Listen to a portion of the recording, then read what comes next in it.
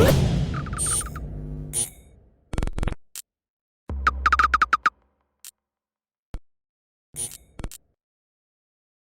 is Andy Purewal for Boxing Social in association with Betfred, and I'm joined by Brian Rose over Zoom. Brian, how are you doing? I'm good, mate. How are you?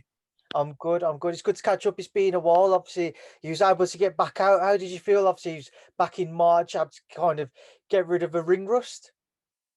Yeah, I mean, I was a little bit sluggish and I wasn't my usual self, but nearly 2 years out of the ring, fighting at 12 and a half stone, I was never going to feel 100%. So I'm glad I took the opportunity, and I'm looking forward to seeing what's going to happen now. Brian, picking that one back up there. Like I was saying, obviously just getting back out there, reflecting on your performance for me, how would you assess it, and how important was it just to be able to kind of get back into the ring and get a feel for kind of a fight feeling effectively? Well, initially I said to Kieran that I wanted a big fight. I didn't want any messing around, no 6 rounders. I just wanted a big fight. But then when the opportunity came into in Spain, I thought it'll be a great experience. I've never fought in Barcelona, and it'd be nice to fight in Spain, somewhere I've never fought before. It's it's something that I can say I've done. So going forward, it's definitely going to do me the world of good, getting the rounds in, shaking off that ring rust, because I was very rusty. But like I said, I was at a weight that I shouldn't have been at. I wasn't as fit as I should have been, but I am glad I did it. And then I am going to get an opportunity on the back of that. Brian, picking it back up once again, on the back of this victory out in Spain, what is next for yourself?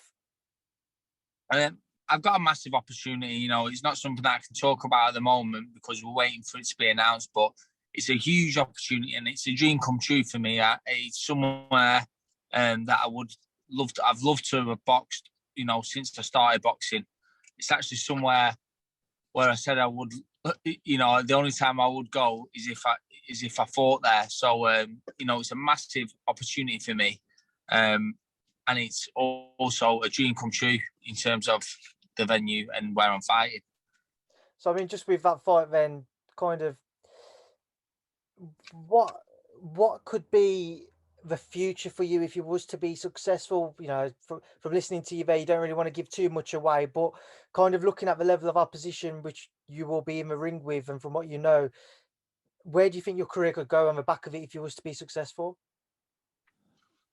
I mean, this sort of opportunity, because I'm a big name and I've been there, done it. I've almost achieved everything but a world title. So if I pull this off, who says that I couldn't fight for a world title again? I could get something huge off it, but I know I'm more than capable of winning a British title, a European title still. It's a massive opportunity for me, this, and it's something that I couldn't refuse. It'll be my 40th fight, so it just all seems to be falling into place for me. Well, talking about that, obviously linking up with Kieran Farrell, how have you found it with regards to your boxing career, and how refreshing or energized do you feel on the back of it? Yeah, he's really good. He works hard for me, Like I think I've spoke to you about it before, and I can just ring him whenever I want. I can text him saying, "Listen, get me this fight," or try and get me this fight. And he works really hard, not just with me, but with all his fighters. He works hard in the gym, training his fighters. He works hard managing his fighters. He's always looking for different opportunities for himself to make more money. It's refreshing to work with him because he's young and he's hungry. And that's the difference between some of these older managers and older promoters. They just sell. They're happy. Some of them have been happy for the fighters not to be active in lockdown, whereas Kieran's done his utmost to get his fighters out and get them work and get them paid. So for me, Kieran is the man to sign with at the moment. Like I say, he's doing a great job with me. He got me a fight in Spain. In the space of 13, 14 weeks, he got me a fight in Spain, and he's got me a dream fight, which I can't talk to about. Brian, obviously, whilst got you then, I just want to touch on a few other fights. Some people who you've previously faced, some people who you might have been interested in facing down the line. This weekend, a big British domestic clash between Felix-Cash and Denzel Bentley. How do you kind of see that fight playing out? I think Felix Cash wins that fight. I don't know what the odds are on the fight, but I think Felix Cash is a class act. I think he's already beat some quality operators already. So for me, Felix Cash wins that fight, and he wins it by stoppage. How do you expect it to play out then? I know you're saying there you expect Felix to stop him, but how would you expect it to begin through up until that point? I think he'll find Bentley awkward to start with, and find it hard for the first 4 or 5 rounds. But once Felix Cash finds his feet, I really believe he'll break him down and stop him. Bentley's a good fighter. He's just he's just not the same class as Felix Cash, in my opinion. Another name, but I wanted to touch on somebody who we've previously spoken about, who you would have liked to have matched, Marcus Morrison. Your thoughts? Marcus versus Chris Eubank Jr. is set up for May 1st. Eubank a heavy favourite. How do you think that fight could play out? It's a tough ask, isn't it? You know, I think Chris Eubank will win that fight and win it probably within 5 rounds. You know, I'd love Marcus Morrison to go out and win that fight. I really would.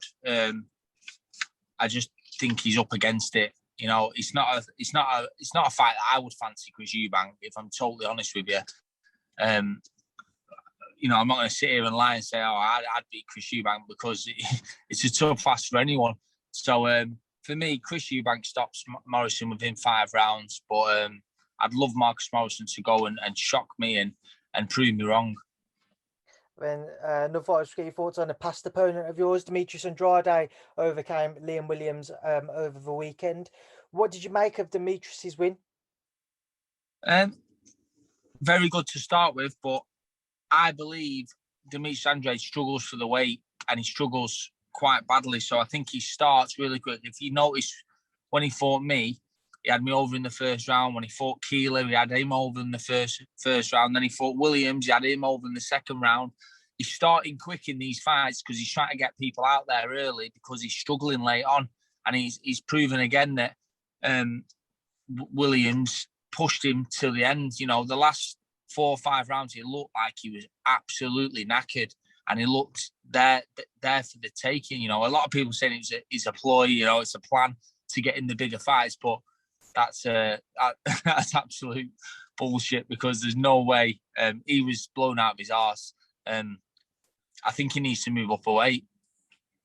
I mean, you're saying that there was Eddie's tried to push for a bout with one of Gennady Golovkin or Jamal Charlo.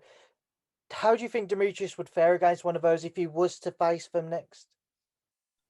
Going off that performance, I think Charlo and Golovkin both beat him, but you can only beat what's put in front of you. So sometimes you step up. You know, I know, going off my past opponents, you know, people say, oh yeah, he's only English title level, he's only British level. But then when I fought Maciel, you know, everyone said I was going to get beat. And you step up to the plate. You know, you can only beat people that are put in front of you.